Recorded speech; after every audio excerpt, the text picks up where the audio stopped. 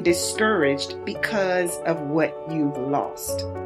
But I want you to know that what you have left is all you need to rebuild. This is a new beginning for you. So this is not the time for you to slack off. This is not the time for you to go to your unhealthy coping mechanism, whatever that is for you. This is not the time for you to go into your room, turn off the lights, and pull the covers over your head. Since most people go through life not allowing themselves to step out because they don't want to let go. They don't want to be blown around. They don't want to be moved. The courage to face life's whirling wind of contradictions. The courage to love yourself. The courage to love. The courage to take a chance. The courage to be who you are. But remember, you're never really helpless. And the sense that you are helpless, or that you might be if certain things were to happen, is something we really ought to be afraid of, and that we should refuse to accept. Just because your circumstance don't reflect it right now doesn't mean that you don't have it. Believe in yourself and get up out of there and go do what you got to do. We have to redefine success to be peace. Because if you are not at peace, you are not successful. If you get that. If pain is driving your need to produce, if you are not successful, you're running away from something. To me, every day is a beginning, a new day, a new week, a new shot at life. An opportunity to come out of the gate like a man possessed and attack the day without mercy. And of course, I will get tired. I will get beat up. I'll get knocked down and drained, and I will have some bad days. But I will not stop. Courage is not the absence of fear. Courage is the judgment that what you want is more important than your fear. Human potential is not of any kind of measurable limit. It can go as far as you desire, or as far as you have the courage to walk. Trust yourself. Trust the process of overcoming fear. Trust your ability to overcome and adapt. I promise you, you are capable. Now is the time to become your own biggest advocate, not another obstacle, not something in your own way. Do not fear the work that comes with facing your fear. Welcome it and watch what masterpiece awaits in your own reflection. It was very difficult to pick myself up each day believing that I could do it. There were times that I doubted myself. I said, God, why is this happening to me? I'm just trying to take care of my children and my mother. I'm not trying to steal or rob from anybody. Why did this have to happen to me? It was very hard. And here's what I want to say to you. For those of you that have experienced some hardships, don't give up on your dream. No one could have convinced me by holding on, by continuing to push forward, by continuing to run toward my dream, that one day I would have my own talk show. It's a long shot, ladies and gentlemen, from Liberty City, an abandoned building on a floor, never knowing my mother or father. It's a long shot. Being here with you today in this dome in Atlanta, it's a long shot. No college training, labeled educable, mentally retarded, but I kept running toward my dream. It's very important as you hold on to that dream. There are moments when you're going to doubt yourself.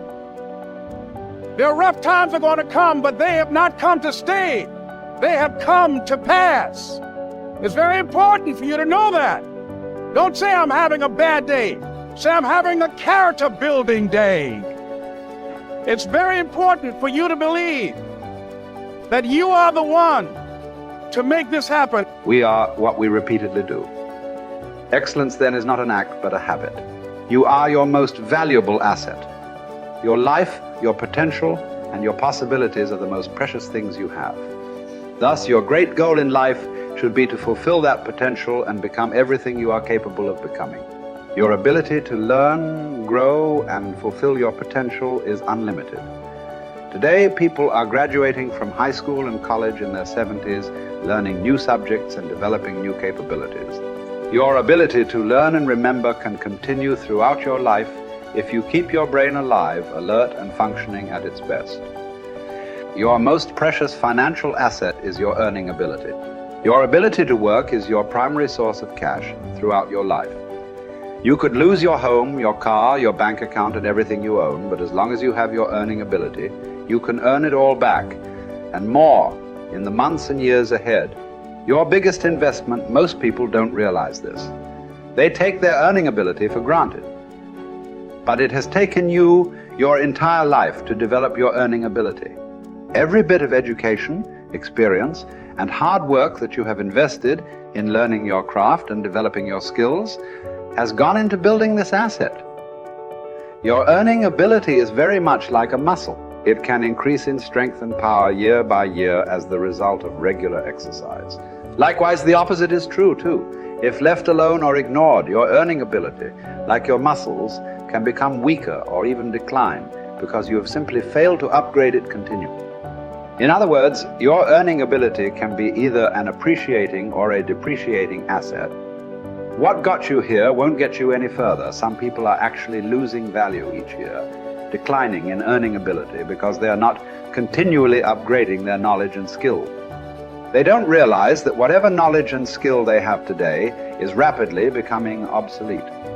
It is being replaced by new knowledge and skills that, if you don't have them and someone else does, you will be in danger of being overtaken by your competition. The achievement of personal excellence is a decision you make, or that you fail to make.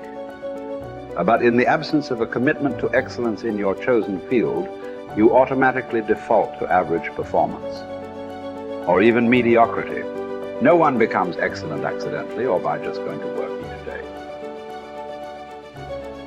Excellence requires a definite decision and a lifelong commitment.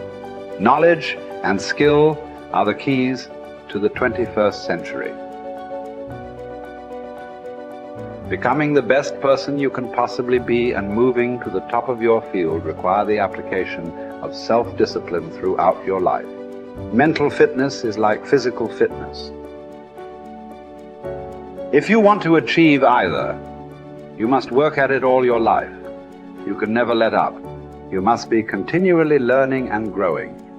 Every day, week, and month, throughout your career, and in other areas of your life. If you're going to join the top 20% and stay there, to earn more, you must learn more.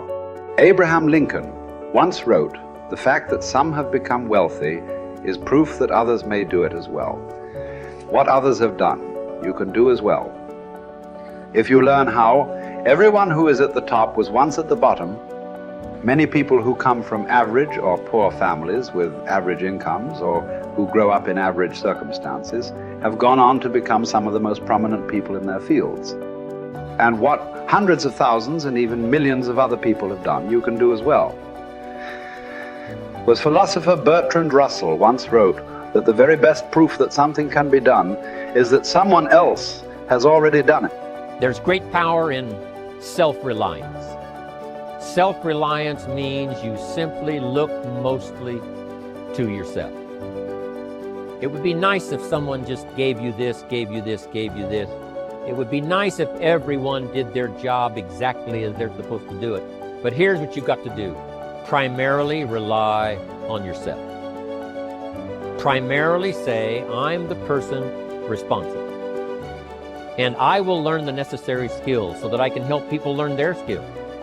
If I need lots of people to do certain things to build my organization, that is what I must have. But I've got to be the final backstop. I've got to be the final one that people can rely on. So that if this is missed and this is missed, I can catch up. I can fill the gap. I can do the job. We have to do it when we conduct meetings. We have to do it when we conduct training. We have to do it when we're in a class of just a few. What someone might have missed, we're there to fill in. Self-reliant. Primarily, we're learning to count on yourself. So that you can do this, never complain and never explain. Here's the next key power, and that's image. There's many parts to image. The image that others see you as, the image you have with other people. And it's very important how other people see you. If they don't see you as a leader, chances are they won't pay attention. If they don't see you as being in control, chances are they won't have the trust. If they don't see you as knowing where you're going, what you want to accomplish, they probably won't follow. But if people can see you, if you have the image of someone that's in charge, in control of your life, your future, your destiny, in control of the situation, if they see that, that kind of image is powerful. It helps to win the day. It attracts other people. People want to be around people that are in control, that are powerful, but they know how to use their power. Influential, but they know how to use their influence. That kind of image is important. But here's a very important image, and that is your image of yourself. The way you dress, the way you talk, the way you think, your capacity for learning. All of that is an important image that you have of yourself. The image that you have that if it needs to be learned, you could learn it. If there's a book that needs to be mastered, you could master it. If there's a skill that needs to be learned, why couldn't you get busy now and learn that skill? That kind of self-image, that I am continually trying my best to be the best I can. Because one of the most important places you have to look is into the future, yes. You've got to look into the past, yes. You've got to look around, yes. But one of the most important places you have to look is in the mirror. You know, how I appear to other people, that's important. But how I appear to myself is the ultimate important. That kind of image, to where you'll develop the self-confidence, you'll develop the self-reliance.